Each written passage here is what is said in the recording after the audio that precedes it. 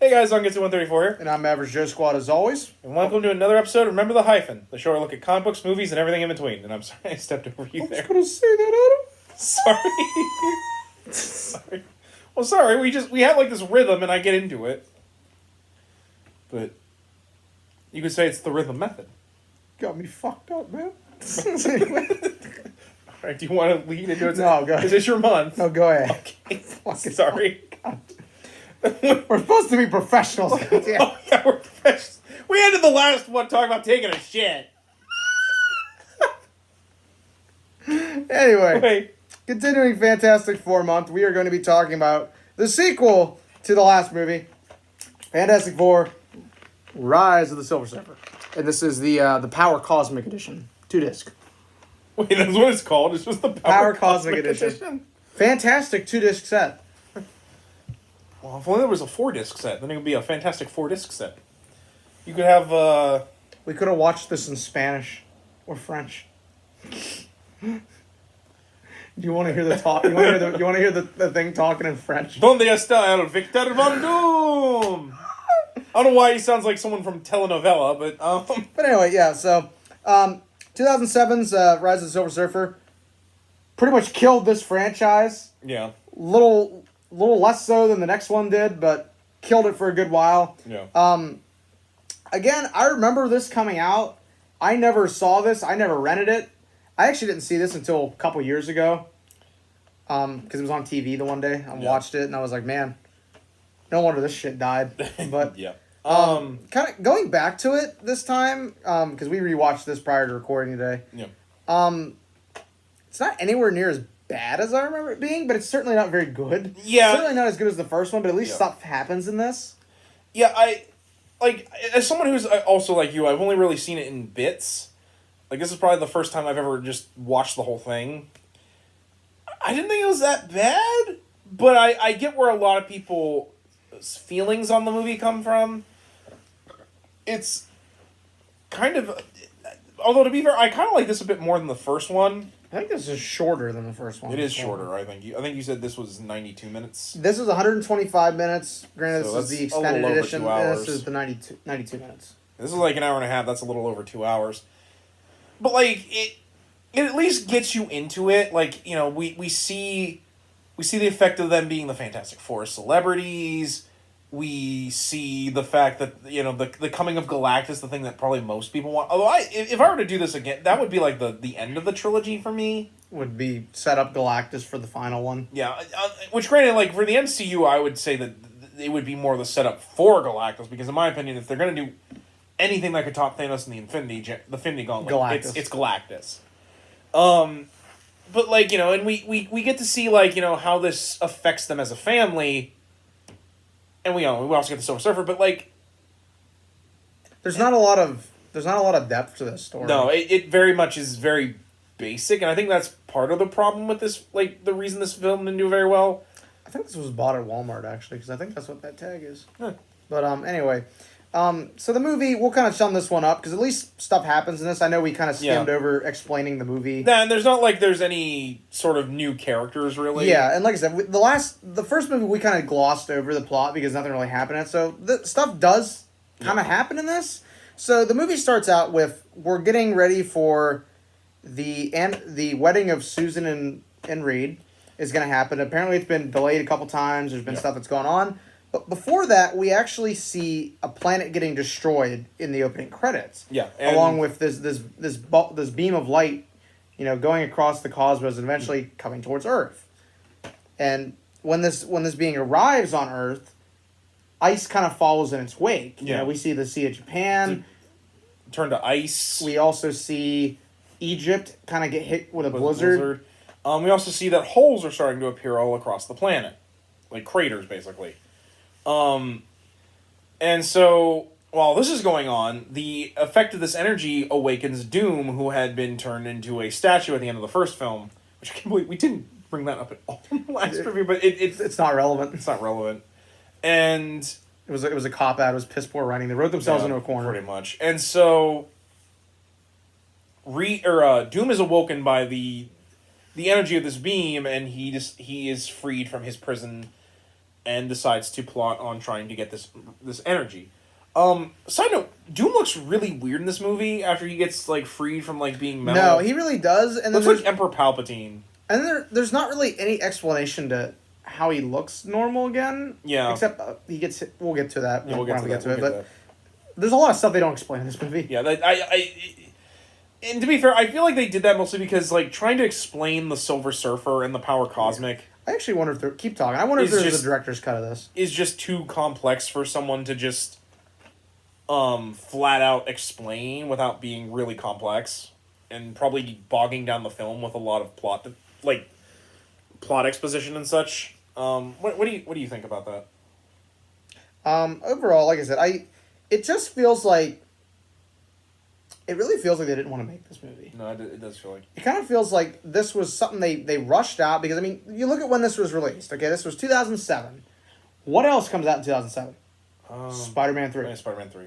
So it feels like they were just kind of rushing to get this out so that they could have another movie out and probably to also kind of compete with Spider-Man. And probably also trying not to get because next year was going to be the Dark Knight the Dark Knight. And they didn't want to release this on the same year as Batman because they didn't want to really try to compete with this. Because I mean, this is worse than Batman. Because say what you will, I think it could compete with Spider-Man, not to because like they're kind of like the same kind of tone. But like if this came out with the Dark Knight, it's gonna get. You know. There is no director's cut of this film. There is just the Power Cosmic edition, which has all the little scenes and shit on there. Okay.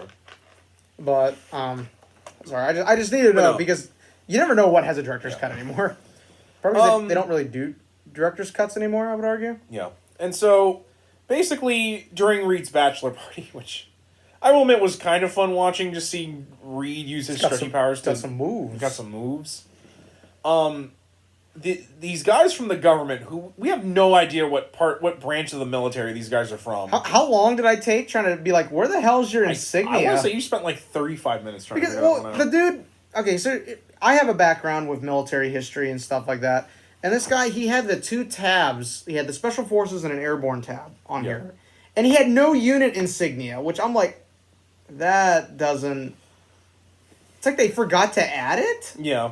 Well, I mean, it doesn't really break the scene, but I think I was sitting there, and like I said, I sat there like 10 minutes. I was like, what unit are you from, bro? I think they couldn't decide whether it was going to be Special Forces sort of thing, or if it was going to be like the Air Force.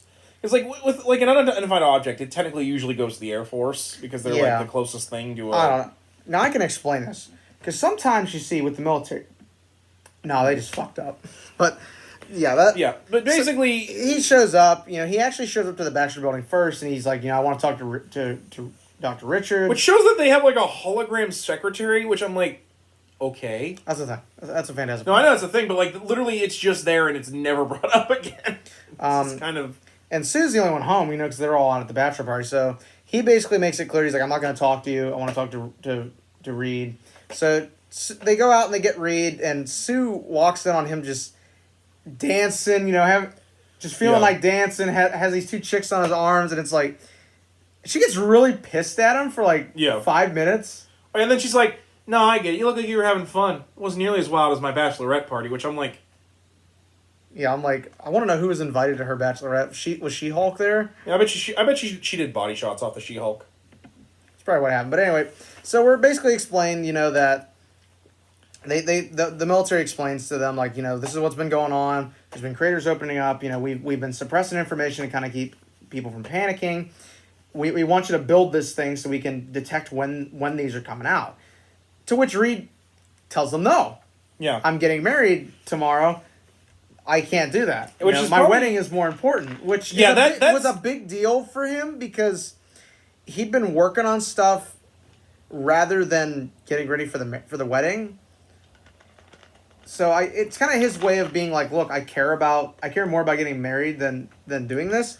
At the same time, which makes Sue feel better. But then the next day, he immediately starts working on it, regardless. And at the same time, I'm like, I wish Sue had came up and been like, priorities, Reed. Like I appreciate you trying to show that you care, but like the fate of the world's at stake. because like they implied like part of it was like he built the Fantastic car and he was building some other stuff, but like this is probably one of the bigger problems I have with this film is that it focuses so much on Sue wanting to have a normal life and wanting to get married to Reed, and it makes her come off as kind of a nag. Which as we discussed in the last movie, you know, that is a thing Sue has done in the comics, is lament that, you know, like, I can't exactly have a normal life, but she moves past it. Yeah, it's not a constant 40 years her complaining about it. Like she eventually is like, I accept it. Yeah, like my life is not normal, but it's a pretty good life. And while you could argue that, you know, like, there hasn't been enough time between the first movie and this one for that to really have gone into effect, it still is like... Well, I argue that there's still... It feels very tacked on and unnecessary. It goes back to... They clearly still didn't know what the hell to do with Susan. Well, I argue that there had to have been a long time, because they're like celebrities, like this wedding is being treated like it's one of the royal weddings you see in London. So maybe, like, I actually argue this probably takes place a couple months after. I'd argue at least a year, because it takes a year to plan a wedding, because like you want to have like a couple months to a year. Yeah, a couple months to a year. I'm sure the novel. I'm pretty sure there's a novelization. Maybe the novelization sheds some light on. I don't have that one though. I only have the first one. But anyway, and to be fair, I will admit that them getting ready for the wedding is actually pretty fun. Like I liked Sue and Alicia's conversation. Like the gag where she sees she has a pimple on her forehead and she uses her powers to make it invisible. I like the part with Reed. Getting. Yeah, that part was... I heard getting cold feet. Oh, yeah, and his legs, like, he loses control of his stretchiness, so his legs, like, go all gangly. That was really cute. Yeah. So, like we said, Reed builds the... Oh, and we also got that really nice scene where Johnny was actually really nice to Sue. It was like, you know, Dad would be... Yeah, that's after this, though. Oh, sorry. I bet. But so anyway, the machine the government wanted Reed to build, he builds. He finishes it just prior to the wedding, and he actually... He connects it to his little pad thing. Yes, PDA. He calls it. Yes, PDA. Which that thing is way more advanced than PDA. Yeah, it's like an iPhone. Yeah, which is hilarious. Yeah, so he links it, and then he goes to get married. You know, he keeps the thing with him. Well, it goes off right before the wedding. You know, and so like, you know, they're all at the altar, you know, getting ready, and the priest is doing the ceremony. Is an actor I've seen in other things, but I cannot remember where he's from. We'll have to look that up, because he looks familiar to me too. But so, they go ahead with the wedding, and the PDA starts going off. To which, you know, Susan's even like, "You brought that with you?" Yeah, I know. We gotta finish this up. We gotta finish this. And so he tells the priest, "Can you just skip to the end?" And Sue's just like, "Yeah, oh, how romantic! That's real romantic." Well, the problem is that the surfer comes to New York, and he basically blows up the machine. Yeah. Which leads to this pretty good sequence, and I will say the CGI on this looks pretty damn good. Basically, this helicopter tries to crash. Yeah. Well, that's really good. This helicopter tries to crash. Susan stops it using her powers. Alicia almost gets hit by the rotor. Yeah, so Ben rips the tail of it off, and then this is one of the comedy moments in the movie I think works really well. You know, like, so the surfer's flying away, and Reed looks over to Johnny. He's like, you know, you got to go. This is expensive. It's like, flame on! Yeah, he just goes and does the flame on thing, and we get a really good chase scene between him and the CGI on this holds up really well. You can tell it's starting to look a little dated now, but it looks pretty damn good. I know a lot of people like to make jokes about like the surfer phasing through the building, but I'm like, I thought that looked really cool. And that still looks pretty impressive for me. I think it shows off just the kind of power the surfer has. Yeah, like he can literally make himself phase through objects, and he does some really cool stuff too. Like he walks on the surfboard like he's like going into a door, and he like flips around underneath. He show off. Yeah, and we actually show just how powerful the surfer is, because he beats Johnny pretty bad. He almost kills Johnny, actually. Yeah, he basically takes him all the way up into space and then drops him. Yeah, because he's like, oh, you generate fire. Well, I'll take you to the vacuum of space, or I'll take you to the upper atmosphere where there's less oxygen. And then he drops him from the atmosphere. Luckily, Johnny is able to get the flame back on enough that it kind of... Well, and it helps where he lands. He kind of... I think it's got to be somewhere in the Middle East, probably or Saudi Africa. Arabia. Probably, you know, because he lands in the sand, which takes a lot of the blow, but the whole time he's trying to get the flame on back on. And so then we're basically led into this thing where, you know, they discuss, you know, what Johnny saw. Ben kind of plays it off. Yeah, well, because like that's Ben. I mean, well, then to be fair, he says he literally saw a man made of silver on a flying surfboard. Like, regardless of take him to Candyland too. Yeah, like, because like regardless of, because like nobody else saw it. Like they only saw the light when he was in the light form. So like the fact that like this thing is like a sentient being on a magic surfboard probably seems a little ridiculous. Regardless of the fact that they have a giant talking rock monster. Yeah. So we have this sequence where they kind of discuss things, and then they, Sue and Reed have this conversation about the wedding, which. The scene with the force fields is kind of funny. Yeah. Where she trapped, like... Yeah, she's basically like, I'm not mad. Oh, good. And he starts walking away, and she, like, stops him. Which I'm like... And he's, like, smushed like a sandwich. It's kind of funny. Which I'm like, no offense, Sue, you could have just... Could you put the force fields back down? Oh, sorry. But, I mean, that's funny, and but again, it's just another scene of Susan and them basically talking about, like, like, we can't have a normal life. As long as we're doing this, we can't have a normal life, which... this is important to the plot, to a subplot that goes throughout most of the movie, is that basically Reed and Sue talk about maybe leaving the Fantastic Four and trying to lead somewhat of a normal life. Reed talks about going back to doing research, being a teacher, leaving. Johnny overhears it and he goes back and tells Ben, and so obviously the two of them are not very happy about it. Quote Ben, he's like, "What are we supposed to do? Can we keep doing the same thing, just us two? What are we going to call ourselves?" The dynamic duo. Well, I do like that too because it also they also give Alicia a bit more of a role in this than in the first film. Yeah, where Alicia calms them down by like, "You're gonna not act like you know about this. They'll tell you when they're ready to tell you." Well, then there's another. Yeah, this scene happened. I'm trying to remember because I zoned out right in the middle of this movie. After all this is going on, Johnny walks off because he doesn't feel well after his fight with the surfer. Which basically they explain that the cosmic stuff that involved with the surfer kind of it had a adverse effect on Johnny. Basically, it makes his molecular structure unstable. So whenever he touches any of the other four, they swap powers, which leads to a scene with Susan and Johnny switching powers, which causes Sue to burn all her clothes off. Again, we're going back to this stupid gag. It's not funny. It wasn't funny that in the first movie. Now it's not. It's equally not funny. It's also weird because she floats up to the window where Reed's at, which I'm like, that's not how Johnny's fire powers work. He generates heat behind himself that propels him. It's just absolutely stupid. Well, then Sue freaks out like, I'm on fire. I'm like, you're not though. Like you would feel. Yeah, it's just stupid. And that, like I said, that leads into the scene with Reed talking about maybe them leaving. So then they get word that, there's going to be another instance of the surfer showing up. So they all go to try to stop it with the military showing up. And they bicker and argue in the helicopter about things. Johnny brings up that he knows.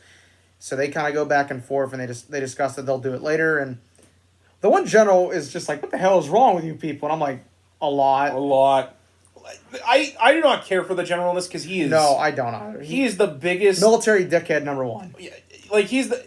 I mean, granted, his female assistant's pretty cool. Who we talked about reminds us of Carol. Yeah. Carol Danvers. I like... she looks I think that we talked about... what if there was a fanfic of a Miss Marvel movie that was tied into this? Yeah, where Johnny keeps trying to hit on her. Yeah. And all that. So... Which I might write that one of these days because I like writing obscure shit. Yeah. So they're helicoptered to London where the surfer's going to make the next hole. Because I think Reed figures out that there's a magnetic reason to where these holes are popping up. Pulse. Remember it was the Pulse. Yeah. There's this scene where Sue tries to get him to calm down, and it kind of leads to him thinking about Pulse, which then he goes... Well, no, that's how he figures out how to nullify the... Oh, that's later. My bad. So this one, it's in a numerical sequence. Yeah, that's what I mean. Like, it was in, like, a numerical sequence. So they go to London... And before they can even fight the surfer, he strikes the Thames River and opens a hole. At least I think it's the Thames River. I want to say it's the Thames. And I'm pretty sure it's the Thames. Unfortunately, like him creating this crater causes the Ferris wheel that, because I want to say it's the Thames because I've seen Doctor Who, and that Ferris wheel is actually like a landmark for the Thames. So there's this fight, and things initially go pretty decently until Johnny accidentally touches Reed, absorbing his powers, which then... Because he's holding the Ferris wheel from completely falling over. Because he's trying to get it back into place so Johnny can weld it back together with his heat powers while the thing has it and Sue is using her barriers to keep it kind of from toppling more. But then he sees the surfer getting away, and so Johnny thinks, well, I'll go after him. Unfortunately, he touches Reed, which causes them to swap powers, which completely takes Johnny out of the action for the rest of that part. Although I actually give credit. This actually shows how clever Reed is, because he's able to figure out how Johnny's fire powers works because he's seen Johnny use them so much. And so he tells the thing to lift the Ferris wheel higher so he can pop it into place, and then he welds it. I actually thought that was a really nice way of showing that Reed picks up on stuff quickly. Yeah. Like it would have actually been cool to see Reed get swapped the powers a bit more and show that Reed's actually really capable of using all their powers because he's seen them use them so much he knows how their powers work. Yeah, it clicks quicker. Yeah. But so that leads into we get a little more drama basically. Yeah, because the military's already the military's already mad at them. Reed's kind of mad at Johnny for the whole thing, so he basically tells me, like, stop before you get somebody else killed. Yeah. So, but then, basically, while all this was going on, the surfer's already created another crater. Yeah. Well, and then we go back to Doom, where Doom decides he's going to try to bargain with the surfer, and this part which is so stupid. Yeah, no. Yeah, he basically talks with the surfer, being like, together, we would be unstoppable. The surfer tries to leave. Doom shoots him with the lightning, which goes about as well as you would expect. Yeah. It leads to Doom getting flung. To quote Thing later in the movie, I like the part where you got knocked on your ass. But after the entire shit show with the Ferris wheel, the military's like, okay, we're going to call in somebody else. Yeah. So they call in Doom, which Reed and all of them are like, this is stupid. Yeah, no, this is a bad idea. Which they're all like, no, the only one I don't trust here is you. I'm like, really? This dude is... No one in the military is this stupid. No, especially because, there should be footage of the fact that he nearly killed all four of them. Yeah. But then again, as a history guy, there's also instances where... I know. And not only that, stupid like that, Doom comes back looking fine. Because fresh. For some reason, the cosmic power of the surfer reverses, the disease, or, the disease which is hinting at what comes later in the movie, but... Yeah. They just do that just so they can skirt around that fact. But so Doom shows up. They get a plan together to capture. I forget. It's Reed who comes up with the device. That will it was the thing you were talking about, because basically the pulses. Basically, they figure out that the power the surfer has is actually in the surfboard, which I'm sure if you're a Silver Surfer fan, that doesn't really make a lot of sense, because for reference in the comics, the surfboard is just a tool that he uses, basically. It acts as a secondary body to him, basically. Kind of like Mjolnir. Mjolnir is powerful, but it's mostly used as a way for Thor to, condense his powers use his powers, basically. Yeah. I do think in the original comics, the surfboard was the source of his power, but later I think either got retconned or, due to him leaving Galactus, the power actually became inside of him and not the surfboard. But basically, they show, the footage that Doom took of him fighting the surfer. And basically, before he was shot, the surfer actually pulled the energy from the surfboard into his body and then shot it. So they realized that if they can disconnect the surfer from his board, they have a chance of stopping him. And then Sue tells him to relax, and it causes him to come up with the way to nullify his powers. Yeah, basically. so then we lead into the sequence where they set up these machines, and the surfer actually comes up into contact with Sue. Which I wonder, do you think those machines are supposed to be a reference to the Ultimate Nullifier? Possibly. Since they nullify cosmic energy? Possibly, but... So it leads into the sequence where... There's this good sequence with Ben intimidating this grizzly bear. Oh, that was funny. That was actually funny. Really that funny. was a pretty funny scene. Especially because he wasn't even afraid of the grizzly. It kept roaring at him, so he's like, "Roar! You run away, boo-boo." But so it leads into the sequence where Sue and the surfer kind of come face to face with each other, and they talk about things. And Sue basically tries to figure out, why are you here to destroy our world? And the surfer mentions, it's not me. I am not the one. Who's the destroyer? I am merely his signal. And while all this is going on, they're just talking. Doom decides, he's talking to the military guys, like, let's start shooting at him. Yeah. See what happens. Which goes about as well as you expected. The server annihilates pretty much all these rocket trucks. One of my favorites is he actually absorbs one of the missiles into his surfboard and swings it back. I was like, oh, that's badass right there. That was awesome. Yeah, but so the machine kicks on and it temporarily nullifies the surfer's powers. Peter! Yeah, we were making fun of just how he fell to the board. No, it's so over the top. Yeah. But so the military captures the surfer and they get taken to this base in Siberia, which I think you and I discussed, like... Why Siberia? I don't even know if we have a military base in Siberia. I don't think we do. There's not one that's on public record. Yeah, I was about to say, I'm pretty sure that would cause some pretty bad tensions between the U.S. and the Russia. It's probably one that's off record. Especially the way they act, and it's just really weird. Either that or it's a NATO base. It might be a NATO base. Actually, maybe that's what they're supposed to be. Maybe they're supposed to be NATO? Maybe it's supposed to be NATO. I don't know. I gave up trying to figure out what freaking unit those guys are from. But, like, they basically hold the Fantastic Four...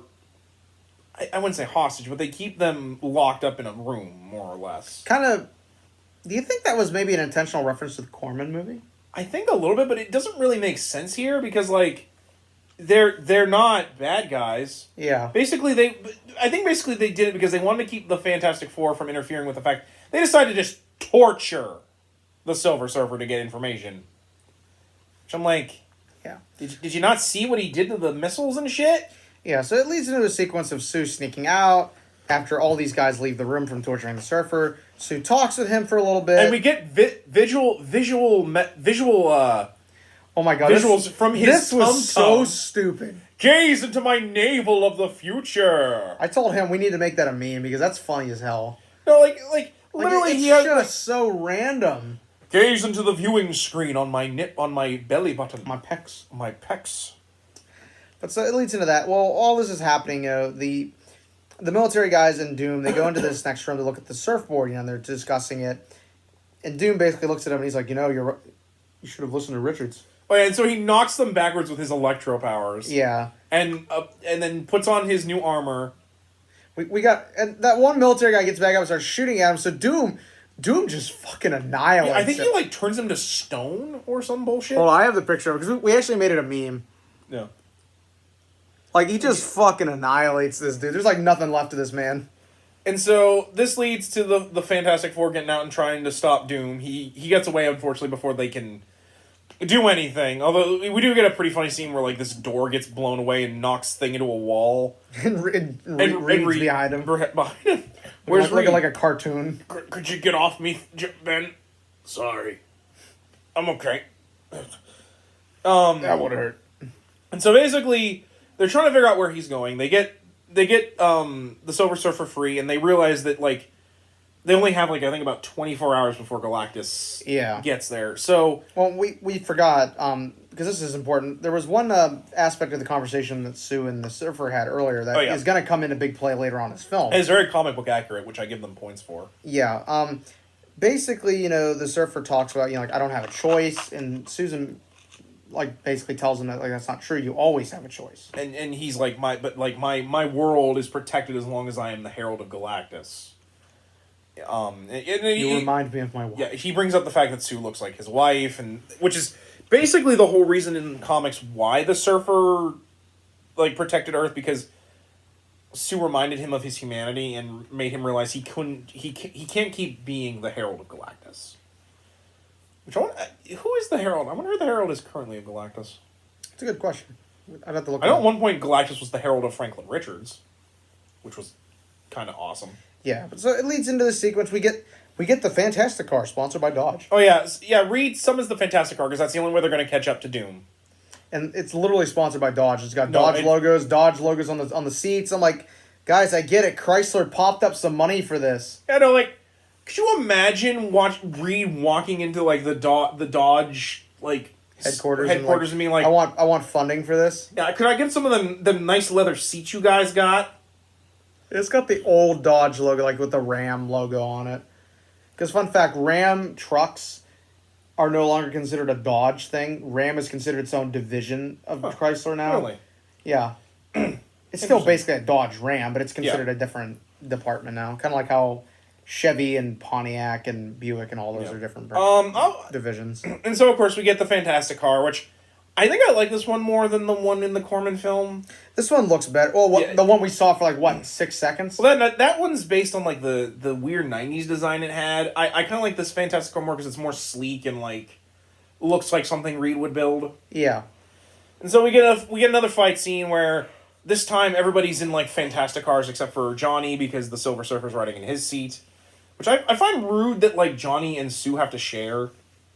Yet Reed and Ben both get to have their own separate car. Yeah. Kind of bullshit.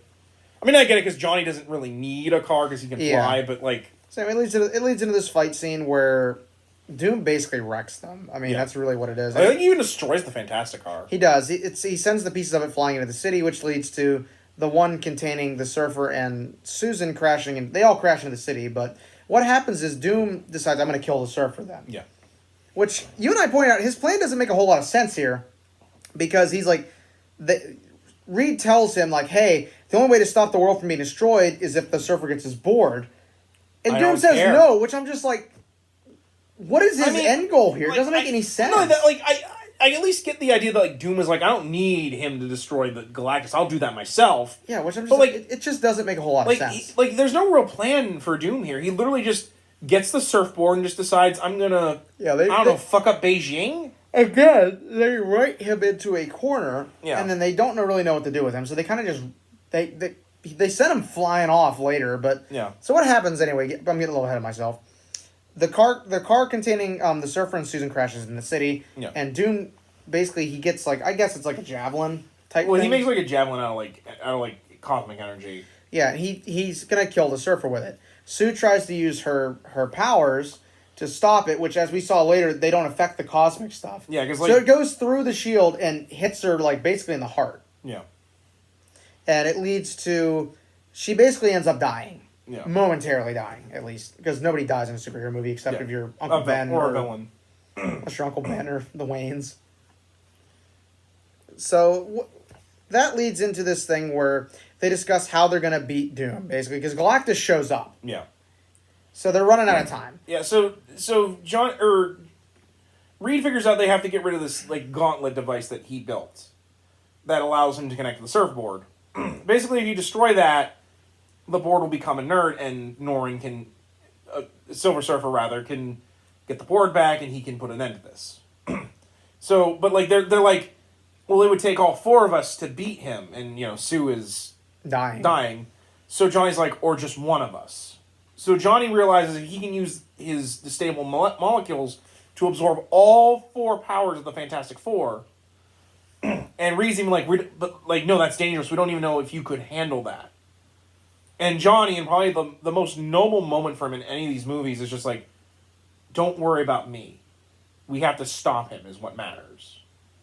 And so they all put their hands on Sue, and Johnny goes off as basically the Super Skrull. Yeah, it's basically the Super Skrull for all intents and purposes, and I'm sure there was a lot of criticism of this when it came out, but I mean, the whole sequence looks really good. It's a nice fight scene. If not, it's a little bit short. In fact, I think in the animated series they made that came after this, I want to say there's a finale for one of the seasons where I don't think it's Johnny, but I think Reed rather absorbs all their powers to fight Doom.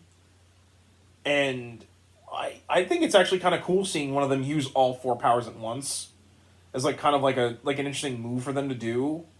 And I actually think Johnny does a pretty good job fighting Doom by himself, despite the fact that he's not really combat savvy. He just tosses him into the fucking harbor at the end too, piece of trash. Oh yeah, no, he's dead. We're just Doom cannot swim. No, I should have done swim lessons instead of all the jazzercise. But so Johnny returns. The Surfer calls the board back to him. Susan dies in Reed's arms. Johnny. Oh, and Ben helps him by not. Actually, it's Ben who knocks him to the harbor. Remember, he takes the from the crane. He basically goes Crane Man from Amazing One. I think you're what's he gonna do up in a crane? I'm he's calling Crane Man. And I'm oh, don't remind me of Amazing One. But so what happens is the Surfer's getting ready to go up and destroy Galactus. But before he goes, he basically goes over to Sue and calling back how his powers restored Doom. He restores Susan's life, and he basically tells Reed, cherish every moment with her. With her, as if it were your last. And so he basically goes up into Galactus and tells him, you know, like, I will no longer serve you. I will no longer be your herald. And he basically he sacrifices himself to destroy Galactus. Yeah. So I feel like if there had been another film, we would have found he was not dead. Probably. They would have, because there's not many FF villains that would have been capable of holding a whole movie. Yeah. Maybe the Skrulls, but that's just because it's not just... Mole Man, maybe. Well, with the Skrulls, it's more than just a Skrull. The Hate Monger, but I don't think they were going to do Hate Monger late in the 2000s. I don't think they could do Hate Monger now. I don't think they could do Hate Monger. Time for that is long since passed. For me, I feel like if they're not going to do an FF villain, they might do a cosmic villain, like, say, Annihilus. Yeah. But anyway. With the threat defeated, you know, they have a discussion, you know, like, we're not going to break the team up, you know, we're all family. And the movie ends with... the movie ends with... I like this scene, but I get where you were coming from in criticizing it, is that there's another wedding, and this time they're having it in... It's either China or Japan. I think it was Japan. I think it's supposed to be Japan. And, well, Reed's thing goes off again, you know, and Sue's basically... It's Susan this time who's like, you know, can we just cut to the end? Yeah, because, like, Because we gotta go. Let's cut to the end. It's showing that, like, I love him, but, like, we can't expect us to have, like... Yeah. Like, So they get married... You know, they do the, you know, you may kiss the bride thing. So now they're married. And then they run off and they get into the new Fantastic Car. Yeah, and the end of the movie ends with, you know, there being the 4 logo up in the sky and then credits. Oh, and Johnny avoiding marrying the army chick because she almost catches the bouquet and then Johnny lights it on fire. Which I'm like, wow. Do you think there was a post-credit? I don't know. I don't think there is. I don't think there was a post-credit for this. My problem with that scene that he was talking about was that all the men get to wear tuxes. Most of the women, except for, like, the army chick, are in kimonos. I'm like, could we not have the white women culturally appropriate these traditional Asian wedding garb? That one hasn't aged very well at all, but... Especially because she's in white. And fun fact, this is Japanese. White is a color associated with death. Ew. Most traditional Japanese weddings, the woman wears red. Oh, so like MJ's dress. Yeah, that's a Kui-Pao, and that's a Chinese thing. That's more of like a, I wouldn't say ceremonial, but almost kind of like a ceremonial slash formal. Formal celebration dress. Yeah. The yukata, which I think is what that was a yukata, is a Japanese garb more associated with. If this is Japan, I thought they were still in China, which maybe this is a different. But from what I understand, at least if this is Japanese, white is a color traditionally associated with death because bones are the color of white. Yeah. Whereas red is a color of fertility and hoping that they'll have a successful marriage, they'll have children. At least traditional Japanese weddings. If they do a traditional Western wedding in Japan, they wear the white dress and such. But that's because it's a Christian Western. I don't think they put that much thought into it. They were just like, let's just. No, I know the movie didn't do that, but that's what I mean. I don't think because I'm sure some people will accuse them, like you said, of just a cultural appropriation. But it's like I don't think. No, I don't think the people that made the movie thought that far ahead. Then it's a different time, but like watching it now, I was like, it has not aged. I was like, yeah, it has. Hold up. Hold up. Like don't take this as me being like jazz music stops. Yeah, don't take this as me saying that they were being culturally insensitive. No, I'm just saying. I don't think they put that. Yeah, no. For audience, I was just like, oh, don't. It was more me going, oh no, don't do that. Yeah, don't do that. But so overall, that was Fantastic Four: Rise of the Silver Surfer, the last of the Jessica Alba Fantastic Four movies. So what are your overall thoughts? As much as I think this isn't as good as the first film, I think it's still at least more interesting to watch. As I said in our review of the first film. But that's mainly because, like, it just has more action and a bit more... Well, I shouldn't say a bit more story, but it at least... Like, I was able to pay more attention to it than the first one. I think there's a lot more solid action sequences in this. Like, the four are allowed to actually have, like, action. We actually see how comfortable they are with their powers. And overall, it just, for me, was more interesting to watch. You're more than welcome to say that I'm wrong about that. I do think plot-wise and, like, it is a bit worse just because it kind of is very basic and doesn't really have a lot of... I would say this feels, like I said, this feels a little more rushed. Yeah. That's more, I think, what I'm trying to get at is there's a lot of like plot elements that kind of go nowhere. Like Doctor Doom coming back to life doesn't really go anywhere. He's just there to. He doesn't have a plan. He just wants the power of the surfboard, and then there's nothing to him after that, which is a shame because it's Doctor Doom.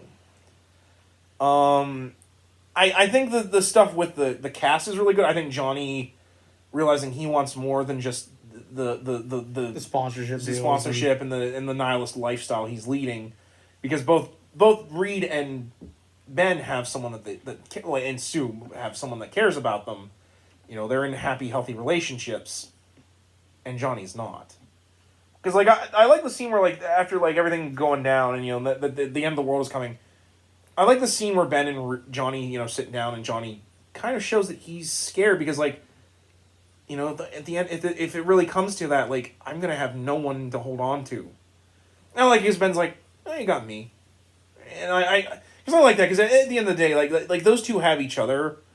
Like, even though they are this big family, and Johnny does have family with Reed and Sue, I almost think sometimes that him and Ben have more of a family togetherness with each other than they do as the whole as the four. I'm not saying that they don't have a family union, but like yeah, I get what you mean. Like those two have like this special bond that is different than with everybody else, basically. But otherwise, I think they focus too much on the wedding, and I think this kind of suffers the same way as like Batman and Robin or Batman Returns. There's too many villains, and not enough is focused on one or the other to any of them. Yeah, exactly. You get my point. I think is what. If I were to do this movie again, I probably wouldn't have had Doom show up. No, I would have left Doom. Like, I would have maybe hinted at him throughout the movie, like maybe towards the end. Yeah. But I would have saved him for if they had made a third one. I would have saved him for the third one. For me, I would have just had it been focused on Silver Surfer. Maybe even have it that the whole time the Fantastic Four actually do realize that there's not something. Either that, or maybe even have the Watcher come in. Because that was one of the things. And then maybe they go to Doom for help in the third movie, or even that like the Silver Surfer is like completely the focus that Galactus isn't coming yet. You know they fight and and Silver Surfer's like, no, you don't understand. I'm trying to warn you. Humanity needs to leave this planet because kind of like a day the world stood still. Yeah, like almost like he's trying to get them to understand, and then maybe have the Watcher show up and be like, he is right. Norrin Rad is right. He is not the enemy. For it is Galactus, and he is nigh. And then you could have done Galactus in the third movie and have it be Doom trying to steal Galactus's power. Like I think that overall, and then like probably near the end of that one, you could have it that that Doom realizes like that he can't control that, and he has to help them defeat Galactus. Like that would have, because then you could have had somewhat of a redemption for Doom from all three of these movies. I probably would have had it that Doom dies doing it though, just because like that's what I would have done, or maybe like even do what the Corman movie did, maybe just. You think he's dead, but kind of give a hint that he's not. Yeah. That way, if you leave the door maybe open. even show that this Doom does have a sense of nobility. I know it probably wouldn't have worked really well, given that the first movie kind of makes him just an asshole. But I also would have redesigned Galactus. I know he couldn't look like a human, but he didn't need to look like a giant asshole in space. Like, I think they blew most of the budget on the Silver Surfer. And speaking of, Lawrence Fishburne as Silver Surfer's voice is actually really good. Oh, like, I really enjoyed him in this. I enjoyed him more than I remember. If the MCU were to do Silver Surfer, just get Lawrence Fishburne back to do the voice. Like he you does can get great. You can get a different body. That's fine. But I think Lawrence Fishburne's mannerisms, the way he has Norrin carry himself, it just works really well. Oh, definitely. I really think they need to bring him back for that. I mean, they like we keep saying, they brought J.K. Simmons back. Yeah. There's not any saying they couldn't bring people back from this once they actually reboot the FF. Exactly. Overall, I like I said, I think if you're gonna watch these two, watch them together, because I think neither is, in my opinion, strong enough to warrant. Well, actually, if you have a choice between both of them, I say watch this. Like, at least it's more entertaining than this one. Yeah. Overall, I think they do need to be watched together. I just noticed this. Both of these movies have audio commentaries, right? Audio commentary by our good buddy Avi. Oh, Avi can go on kiss both my of these. I'm like, Avi I don't want Arad to fucking kiss listen my to him. Ass. Fuck him. I hate them. No, he's the reason why Spider-Man 3 is shit. Yeah, He's the reason why a lot of these movies are shit. Yeah, I'm like, fuck him, dude. Why is he involved Well, in this? you need... Like, he's probably the reason why we have to have all three of them, because, like, oh, you need to push toys. Fuck off with that attitude.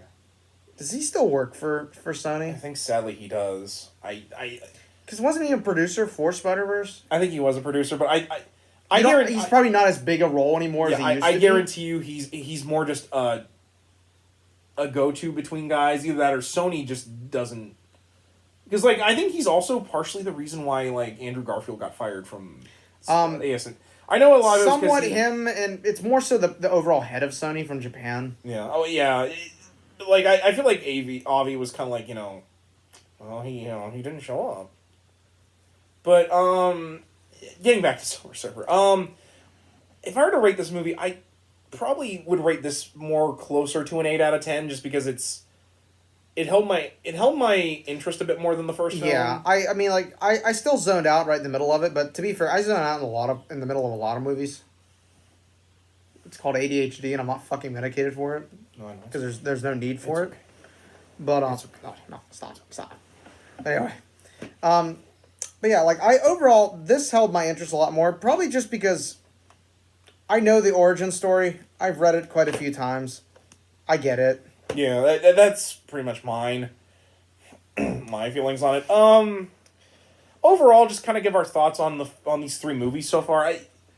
It's kind of interesting to see kind of how much Corman's movie kind of had affected these, in my opinion, because like you can clearly see some things that they took from that movie idea, when we were watching 2 when they were held in the Siberian army base, like them being in that room together was basically like, the scene from the first Roger Corman. Yeah, which I think I even brought up to you that I thought maybe it was an homage. I think some of the power jokes I think definitely come from the Corman film. Although he never really, for as much as Roger Corman makes like schlock, he never really had that Sue over sexualized, like, in my opinion. No, he really didn't. It just kind of shows just. For me, it's always fun watching these older movies because you kind of realize how far we've come in 2 decades, give or take. And this just a decade and a half, but it kind of made, because like I remember I used to hate these movies, and rewatching them, I'm like, there's a lot more good to them than these aren't nearly as bad as Fan Four Stick. I saw somebody in Comic Pop say they actually liked that movie. I'm like, that's bait. No, I don't like in my opinion, we'll get into it. Because like, if you like Fan Four Stick, you clearly don't like the Fantastic Four. In my opinion, would you agree to that? No, I can agree. Fun fact: this is PG-13. This is PG. What? You know why? It's because she doesn't get nearly as naked in the second one as she does the first one. Oh, in the first film, Doom shoots a hole through a guy. There's none of that. That's probably what it is. PG-13, sequences of intense action, some suggestive content. PG for sequences of action, violence, some mild language, and innuendo. Yeah, because the scene where she gets naked in this film is not nearly like you don't see nearly as much of her. You mostly just see her arms and a little bit of her backside. Yeah. And like the most violent thing that happens in here is when Doom turns that guy just annihilates that guy. But even then, it's not nearly as horrifying as like the dude he shoots a hole through. Like, 'cause you see like ribs and like you see gore. Half his fucking face is gone, for the love of God. Yeah, but and to be fair, like the gore in the violent gore in 2, because like you kind of see him turn to stone. I guess it's not as big. It's not like he like exploded into viscera. He just cracked and shattered to pieces. You feel me? Yeah, I feel you. Which, speaking of Fan Four Stick, come back next week. Or that episode's just gonna start with me with a gun. We're gonna fucking do the review, Adam. Anyway, guys, I think that's gonna wrap up this episode. Remember the Hyphen. Anyway, so yeah, I think we covered these really, really well. You want to talk about maybe what you feel like after going through this journey a little bit, or Yeah. So again, I haven't watched these movies. I hadn't watched these movies for a good, probably a decade. I mean, I think I told you this. I went to a bar one night to eat, and this was on the TV, and I was like, "Why the fuck are we watching this in a bar? Like, of all movies, why is that on at a bar?" After Christmas Vacation, no less. I was like, "Wow, I can tell we're watching TV, watching a movie channel." But, these weren't nearly as bad as I remember them being. I enjoyed them a lot more than I thought I was going to on a rewatch. I certainly don't think they're the best by any means, and there's a lot more now I actually argue I take criticism with. But at the same time, these are still enjoyable. Yeah. You know, if I were at a party and somebody threw this on, I mean, it'd be nice being in there. Yeah, no, I would agree. It's not like them putting on Ang Lee Hulk or something, you know, something that would make me mad, but that's going to get reviewed soon as well. Be prepared for that. Probably not for a while, because the next month we're going to do Iron Man month. We're going to do it. Yeah, we're going to. We promise after these couple of months we probably won't do theme months up until like October, hopefully. I don't see us doing more theme months. I mostly just wanted to do a theme month because you got to do a month. We got some good stuff coming. We're going to have some stuff with some guest stars coming with some of these, but yeah, my final thoughts on these is that they're good, and I use good as in they're watchable, they're enjoyable to a point. You're not going to want to hurt yourself watching them. Yeah. Like Fan Four Stick makes me want to jump off a roof. Which, I'm looking real forward to watching this. So anyway, that's going to do it for this episode, guys. As always, like, subscribe, tell your friends. Hit that bell. Put it on at a party. Get us some more subs. And as always, remember the hyphen. And take care. We are so off on this right now. What is going on? I don't know.